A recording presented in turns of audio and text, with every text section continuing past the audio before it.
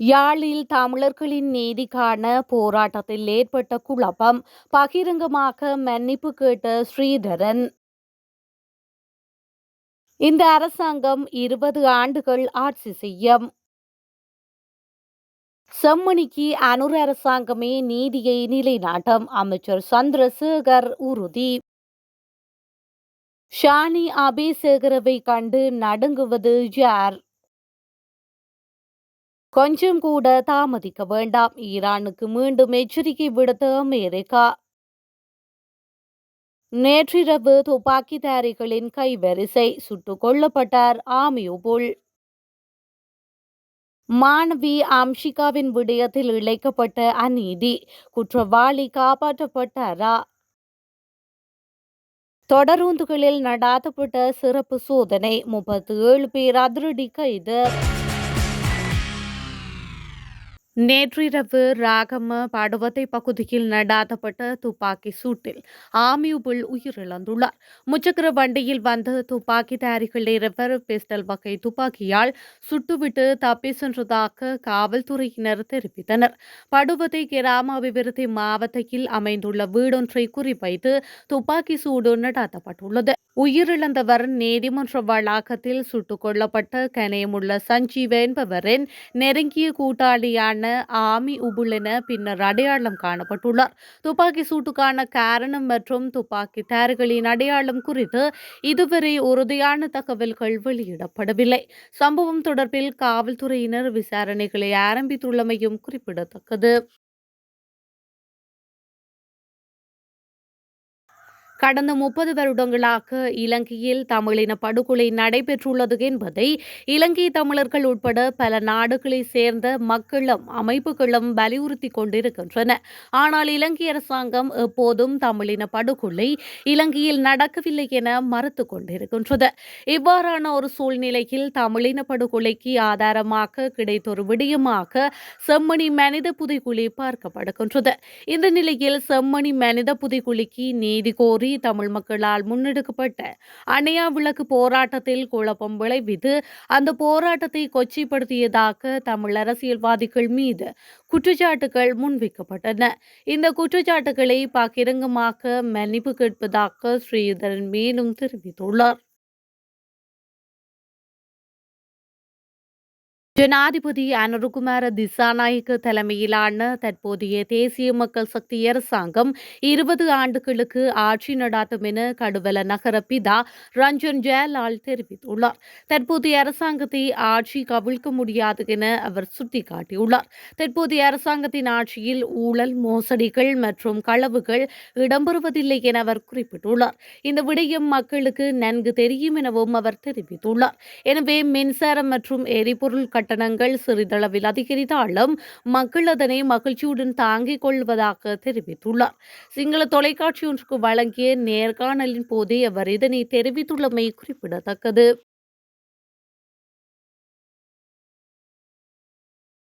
கடந்த காலங்களில் குற்றங்களை இழைத்தவர்களே சிஐடி பணிப்பாளராக நியமிக்கப்பட்ட ஷானி அபேசேகரவை கண்டு அஞ்சுவதாக தேசிய மக்கள் சக்தி அரசாங்கம் தெரிவித்துள்ளது. அமைச்சரவை முடிவுகளை அறிவிக்கும் வாராந்த ஊடகவியலாளர் மாநாடு அரசாங்க தகவல் திணைக்களத்தில் நேற்று நடைபெற்றது. இதன்போது ஜேவிபி தலைமையகத்தில் ஊடக சந்திப்பை நடாத்திய ஷானி அபேசேகர சிஐடி பணிப்பாளராக நியமிக்கப்பட்டுள்ளார் என மொட்டு கட்சி தரப்பில் முன்வைக்கப்படும் கருத்து தொடர்பில் வினவப்பட்டது. இதற்கு பதிலளிக்கும் போதே அமைச்சரவை பேச்சாளரும் அமைச்சருமான நலிந்த ஜெயதிச மேற்கண்டவாறு தெரிவித்துள்ளார். அங்கு அவர் மேலும் தெரிவிக்கையில், இன்று விமர்சனங்களை முன்வைக்கும் தரப்பினரே ஷானி அபேசேகரவின் விசாரணை நடவடிக்கைகளை முடக்கி அவரின் தொழில்சார் நடவடிக்கைகளுக்கு இடையூறு விளைவித்தனர்.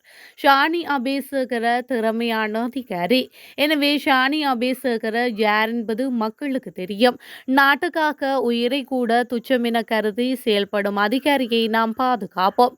குற்ற சம்பவங்கள் தொடர்பான விசாரணைகள் முன்னெடுக்கப்படும் போது தமக்கு பிரச்சினை வரும் என கருதும் தரப்பினரே இப்படியான விமர்சனங்களை முன்வைக்கின்றனர் என்று அவர் மேலும் தெரிவித்துள்ளார்.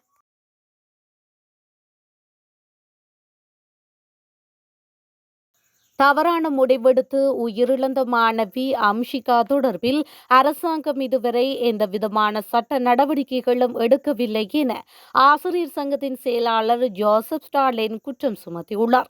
மாணவியின் மரணத்திற்கு நீதி கிடைக்க வேண்டும் என கூறி நேற்றைய தினம் போராட்டம் ஒன்று முன்னெடுக்கப்பட்ட போதே அவர் இதனை குறிப்பிட்டுள்ளார். அத்தோடு இந்த விடயம் தொடர்பில் இதுவரையில் போலீஸ் மற்றும் உரிய தரப்பினர் என்ன தீர்மானம் எடுத்துள்ளீர்கள் எனவும் அவர் கேள்வி எழுப்பியுள்ளார்.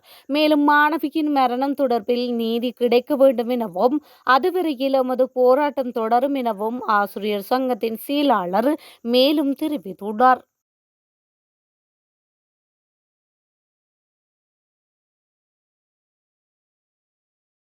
செம்மணி புதைகுழிக்கு தேசிய மக்கள் சக்தியின் அரசாங்கமே நீதியை நிலைநாட்டும் என கடல் தொழில் அமைச்சரும் ஒருங்கிணைப்பு குழு தலைவருமான ராமலிங்கம் சந்திரசேகர் தெரிவித்துள்ளார். நேற்று கிளிநொச்சி கரைச்சி கண்டாவளை பிரதேச செயலகத்தில் இடம்பெற்ற ஒருங்கிணைப்பு குழு கூட்டத்தின் இறுதியில் இடம்பெற்ற ஊடக சந்திப்பின் போது அவர் இவ்வாறு குறிப்பிட்டுள்ளார். குறித்த ஊடக சந்திப்பில் செம்மணி படுகொலை தொடர்பாக ஊடகவியலாளர் எழுப்பிய கேள்விக்கு பதிலளிக்கும் போதே செம்மணி படுகொலை சம்பந்தப்பட்டவர்களுக்கு தண்டனை பெற்றுக் கொடுக்க வேண்டும் என்றும் கடும் சீற்றத்துடன் கூறியுள்ளார். மேலும் செம்மணி படுகொலை சம்பந்தமாக அரசியல் தலையீடுகள் இல்லாமல் விசாரணைகளை மேற்கொள்ள வேண்டும் என்பதை வலியுறுத்துகின்றோம். கடந்த காலங்களிலும் தமது தேசிய மக்கள் சக்தியின் ரோகண விஜய வீர போன்றவர்களுடன் 40,000க்கும் மேற்பட்டவர்களும் கொல்லப்பட்டுள்ளனர். இவ்வாறான நிலைமைகளிலே ஏற்பட்டிருக்கும். அண்மையில் கூட இலங்கைக்கு வருகை தந்துள்ள மனித உரிமை ஆணைக்குழுவின் தலைவரிடமும் தேசிய மக்கள் சக்தி ஆகிய நாங்கள் வலியுறுத்தியுள்ளோம். தற்பொழுது செம்மணி பகுதியில் தோண்டப்பட்ட சிறுவர்களின் உடலங்கள் மற்றும் முதியவர்கள், இளைஞர்கள், யுவதிகள் என அனைவரின் எலும்புக்கூடு மாதிரிகளை வெளிநாடுகளுக்கு அனுப்பி அதனால் அவர்களுக்கு என்ன நடந்தது என்பதை கண்டறிவதாயின் பல வருடங்களாகும் என்று அவர் மேலும் தெரிவித்துள்ளார். அனுமதி சீட்டு இல்லாமல் தொடருந்துகளில் பயணிக்கும் பயணிகளை குறிவைத்து நடாத்தப்பட்ட சிறப்பு சோதனையின் போது வழக்கமாக கட்டணம் ஏய்ப்பு செய்த 37 பேர் கைது செய்யப்பட்டனர். அவர்களிடமிருந்து மொத்தம் 1,12,480 ரூபாய் அபராதம் வசூலிக்கப்பட்டது. அத்துடன் சீருடையில் உள்ள அதிகாரிகள் அனுமதி சீட்டு சோதனைகளை மேற்கொள்ளும் போது அனுமதி சீட்டுகளை பெறாத பயணிகளை எச்சரிக்கும் வகையில் சிலர் வாட்ஸ்அப் மூலம் செய்திகள் பரப்பி அவர்களை தப்பிக்க வைக்கும் செயற்பாடுகள் இதன்போது கண்டுபிடிக்கப்பட்டது. பம்பலப்பட்டி தொடருந்து நிலையத்தில் இன்று காலை 6 மணி முதல் காலை 8 மணி வரை சிறப்பு நடவடிக்கைகளை மேற்கொள்ள 25 தொடருந்து பாதுகாப்பு அதிகாரிகள் கொண்ட குழு பயன்படுத்தப்பட்டது. இந்த நிலையில் செல்லுபடியாகும் அனுமதி சீட்டுகள் இல்லாமல் பிடிபட்டவர்களில் பெரும்பாலானோர் துப்புரவு தொழிலாளர்கள் என்று அதிகாரிகள் தெரிவித்துள்ளனர். இருப்பினும் சிலர் பொழுதுபோக்குக்காக அனுமதி சீட்டுகள் இல்லாமல் பயணம் செய்ததாகவும் ஒப்புக்கொண்டுள்ளனர். சர்வதேச அணுசக்தி அமைப்புக்கு கொஞ்சம் கூட தாமதிக்காமல் முழு ஒத்துழைப்பு வழங்க வேண்டும் என்று ஈரானுக்கு அமெரிக்கா எச்சரிக்கை விடுத்துள்ளது.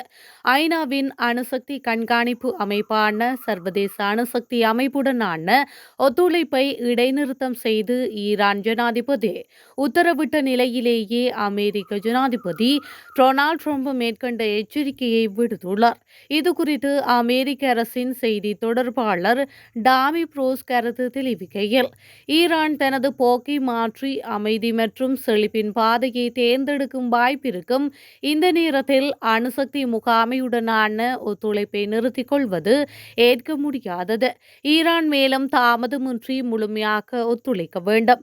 அணுகுண்டுகள் இல்லாத ஒரே நாடாக 60% வரை செறிவூட்டப்பட்ட யுரேனியத்தை உற்பத்தி செய்த நாடு ஈரான் தான்.